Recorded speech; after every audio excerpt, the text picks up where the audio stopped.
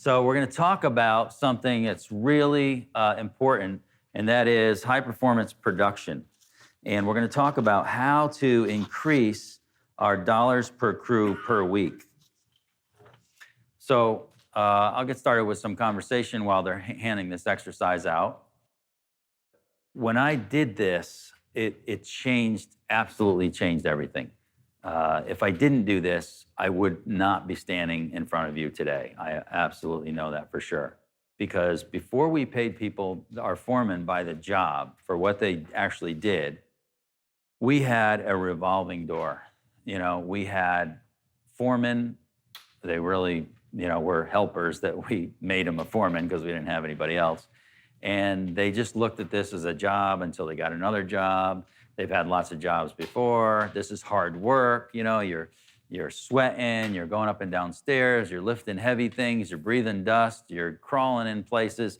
It's not a fun job. And, who's going to want to do that for their career?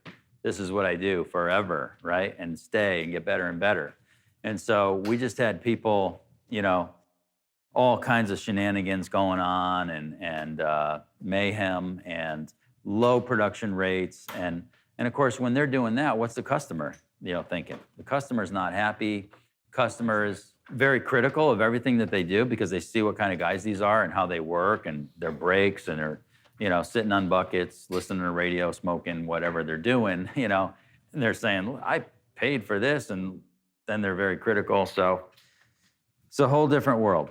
Okay, let's jump right in. So on page 2, between the speed and mentality of working for an hourly wage and the pace and thinking of working for a result, there is a gap. In that gap is the secret to higher pay for the foreman, a better life for the foreman's family, house, car, family, education, higher production rates, less trucks and equipment your company has to invest in. In that gap, there's less miles driven per job. There's a much better workman's compensation record than the one you have now. There's much higher quality and happier customers. In that gap between working for a result and working by the hour, there's far higher retention rates for production staff. There's less training as crews stay long and get lots of experience. There's less management as they self-manage on the job. There's a better reputation for your entire company. There's lower marketing costs and higher profitability. Wow. That is amazing, right? Just in that psychology of working by the hour and working for a result, all that is at stake. As I said, in 1990, I had a terrible problem with low production rates and high turnover, and it was killing me, and I could not grow my business like that. I had to do something. The hourly mentality is, you give me 60 minutes, I'll give you, $16 an hour or whatever the number is, right? When you pay people by the hour, especially guys that work away from the office on remote job sites in often difficult conditions, that's what you get, hours. It's one thing when we have people working in a warehouse, like a shop, a manufacturing environment, where we could, watch everybody, control the environment, control, the process and so forth. We pay them by the hour. But when they are custom fabricating something in somebody's house, off-site, where we can't watch them, where there's all kinds of hazards and all kinds of ways to get sidetracked and slow things down, that's completely different, okay? So let's put on an hourly worker's shoes. It's a rainy day. You get to work at 7:30 and punch in. You load the truck. But if you load it fast and get out as quick as possible, you get out to the job faster, and you know how the job is, not as nice and warm as the shop. So you stall a little. You have coffee. You talk to the other guys. Then it's time to go. You drive down to the gas station. Partly you want fuel, but mostly you want breakfast and lunch. You load up slowly. More coffee. You get on your way, and one guy is tired of getting breakfast at the same old gas station, so you pull into a different place, real quick. You get going again. Did anyone get the whatchamacallit?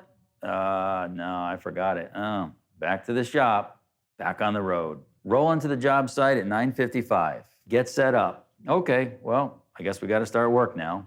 No rush. If we rush, we'll just finish faster, and there'll be another job right behind this one. Why do 3 jobs in a week when we can get paid the same amount to do only 2? Oh, this one's a hard one. No wonder we're going slow. It's kind of like the one we had yesterday. Hard, slow. I'm sweating. Hard. Got to take a break. The homeowner can see us here sitting on this bucket. Maybe we should hide out when we take a break. Can you get me the whatchamacallit from the truck? I'll wait here. Where'd he go? Whatever.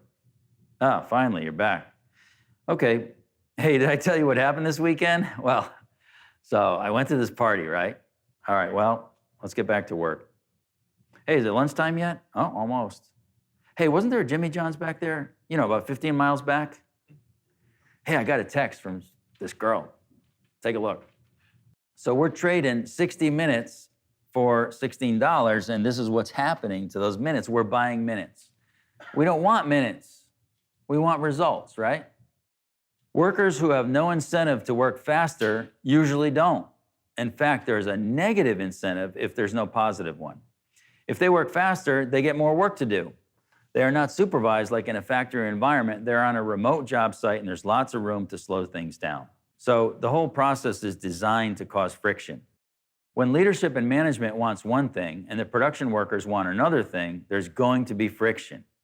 Management wants high production rates and higher quality, and workers want to put in hours and want to make it easy. Management wants a greater result in less time, and workers want to do less in more time.